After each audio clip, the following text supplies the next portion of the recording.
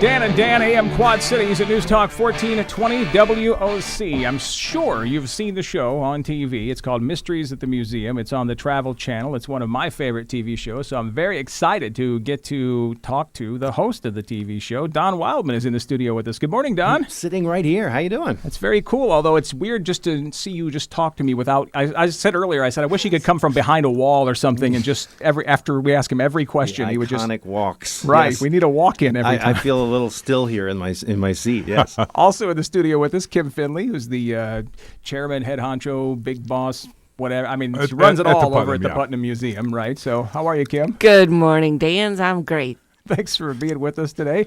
Don is here because we're kicking off Museum Week at the Putnam Museum. Also reminding everybody that the discovery of King Tut is still going on over at the Putnam Museum.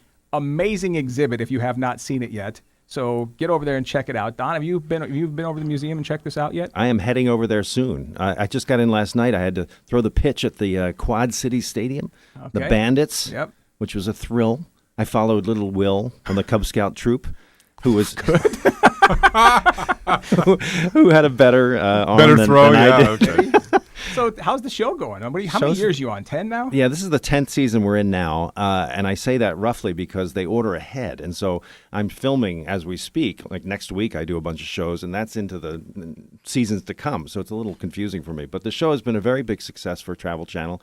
I'm very proud of it. I'm the son of a history teacher, and so to do that kind of programming and to get kids interested in history and adults is a real point of pride. Well, it really is a special way to present history to kids where they can relate to it, and you make it exciting, and that's something that sometimes that's hard to do with kids. I just wear the right jackets. Is that what it is? I found out the secret to life. Wow. Well, I think it's pretty amazing how, I'm enthralled every time I watch that show because I was trying to come up with an example. I said they take weird, how did this leather handbag made of human skin get in this museum in Salina, Kansas? And then you go through and tell the whole story. And there are so many amazing artifacts in museums that you never hear of. There's about 1 billion artifacts in the collective archive of America, in the museums and so forth. And so that's a pretty good stash, and you can go a long time telling those stories. The trick of the show is that there's a human story behind every object, not unlike those stories at the Putnam. And every protagonist that's behind those stories has this great tipping point. When were they going to do it? Did they die or did they live? And that's kind of the commercial break of the show. And so there's 6 stories per show, and each one of those has that twist and that unlikely, left turn that we capitalize on. So that's okay. I'm trying to do the math. 1 billion items, 6 per show. Looks like you're going to be around for a while. Yeah. This has a few more seasons left in it.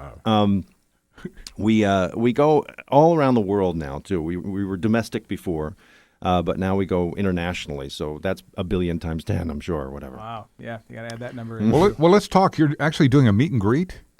We are doing a number of... we do have a number of ways that you can get to talk with Don personally at the Putnam this weekend. It begins this evening, with a meet and greet on the balcony. You do need to call and reserve a ticket for that one. Right. Because it involves food, and we want to make sure we have enough for everyone. Tomorrow, all you need to do is come to the Putnam, purchase your ticket to the Discovery of King Tut exhibit, and Don will be in the exhibit. He'll sign something that you bring along, or we'll have something for you, and he'll be signing autographs, talking to people, answering their questions. And that's from 1 to 4 tomorrow? That's correct, Dan. Okay. And what kind of jacket will you be wearing for that one? I'll be in an Egyptian shawl or something. I've been with this exhibit for a long time. I actually did the videos that you watch online in Berlin, Germany. And this was years ago. And this is a great exhibit that I'm really proud to be a part of. It's an extraordinary experience to go through this set of artifacts that have been collected as the experience that Howard Carter went through when he discovered this tomb. If anyone hasn't seen it yet, they have to see it. It's really a glorious experience, particularly if you have a young one with you who doesn't know this story of discovery. Right. there's all sorts of things happening around this right now. Over in Egypt right now, they think there might be a further space beyond the Tut walls that belong to Queen Nefertiti. Right. That's a theory. Which would make more sense because because his tomb was just kind of barely decorated. Like they threw Exactly. it in there, hey, we're already building this thing. Well, he died at 19. Right. So they didn't have it ready the way they did pyramids and so forth for the ones that lived full lives. Wouldn't that be amazing if that's Nefertiti's tomb right there? I mean, Unbelievable. I interviewed Nicholas Reeves, who's the guy who's behind this effort over there, and he's worried about being the Geraldo Rivera, having that moment of like, here we go, we're opening up. And so they're very careful about this, and they don't want to overstate it. But it is very possible that that's true, and another great discovery will be beyond. So to get educated on what King Tut was all about is really a part of a contemporary story. And we've had some people in the community who said, well, I haven't come over to see this particular exhibit because I saw the artifacts when they were traveling 20 years ago. And folks who have been to Cairo, and I say this with all due respect to the Egyptian culture and the folks over there in the museum, but people from here who've been to Cairo have said this exhibit is more fascinating to them than the actual artifacts because you couldn't get very close to them. You don't see very many. And with this exhibit, as Don was describing, you are the explorer. You are the adventurer. It takes you step by step through everything. And it's 14,000 square feet. It's twice the size of anything else we've done.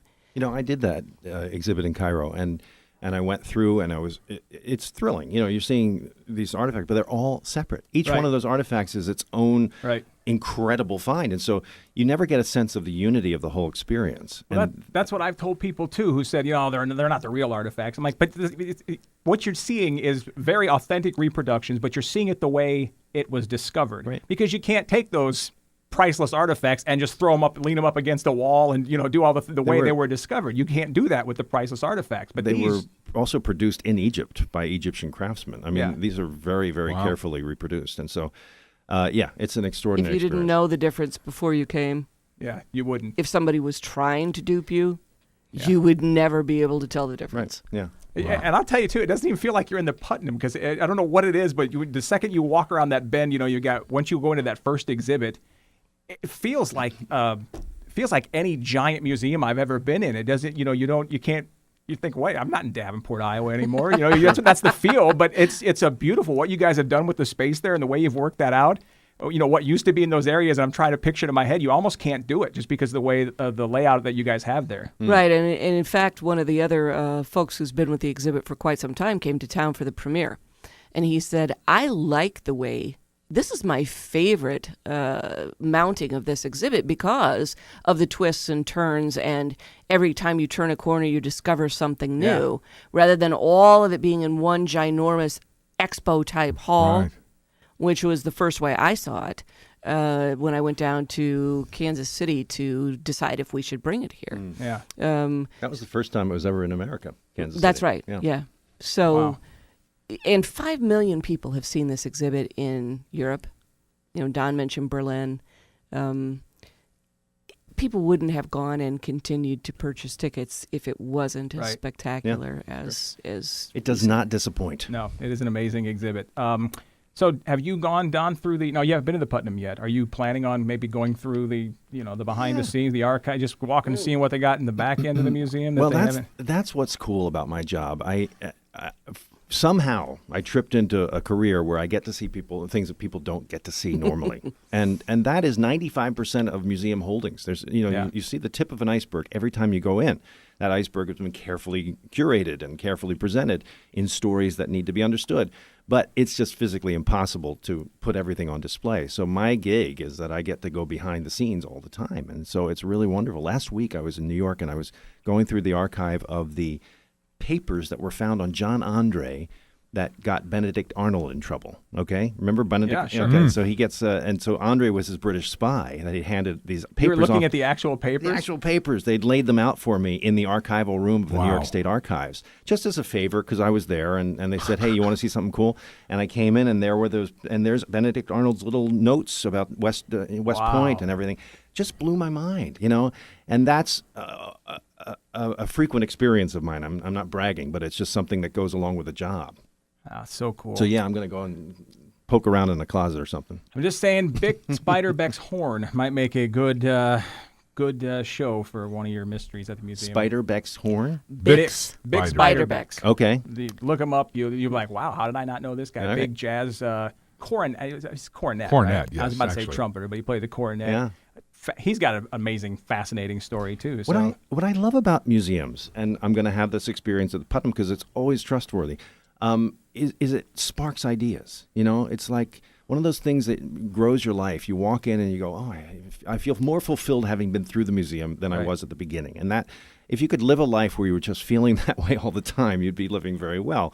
Museums are one of those gateways to creativity and sparks, you know. I just love that about it. And that's what the show capitalizes on, that tries to get people interested. And that's the deal. You look at an object and go, wow, what was that? I didn't even know that existed.